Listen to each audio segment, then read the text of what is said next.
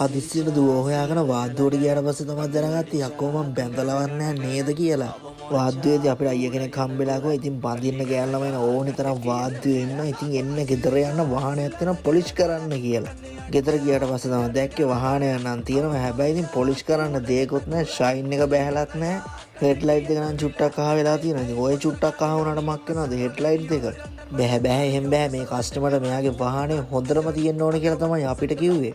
ඉතින් හොඳටම තියෙන්න හොඳටම මේක පොලිෂ් කරලා ෂයින් කරලා දෙන්න බෑ මේ කස්ටමර්ට. නැත්තම් ඉතින් වාද්‍ය වෙනුත් ගුටි ගාලා තමයි අපිට එන්න වෙන්නේ. දැන් ඉතින් බාරගත්තා වගේ කොහොම හරි උල්ලලා මේක කොහොම හරි කස්ටමර්ට ගොඩ දාලා දෙන්නත් එපා. ඉතින් වැක්ස් කෝට් එකක් ඇප්ලයි වෙන්නේ මෙන්න මේ විදියට. ඉතින් අවුට්ලුක් එක මේ විදිය. ඉතින් මේ වගේ ප්‍රීමියම් අවුට්ලුක් එකක් මේ ප්‍රීමියම් එකටත් අපි අරන් දුන්නා. ඉතින් ඔයගේ වෙහිකල්ට මේ වගේ හොඳ අවුට්ලුක් එකක් ගන්න ඕන නම් අපිව ගෙදරට වද්ද ගන්න. අපිව වද්ද ගත්තට පස්සේ ඉතින් වෙහිකල් එක ආයේ හප්පගෙන සූර ගන්න එපා. මොකද අපිට සැලෙන්සරේ වල ගෙදරට වෙයිලා මෙහෙම පොලිෂ් කරන්න බෑ. නෑ බැරි නෑ අපේ ජොබ් එකේ එක අපි ඕන්ලා කරනවා අපිට කතා කරන්න.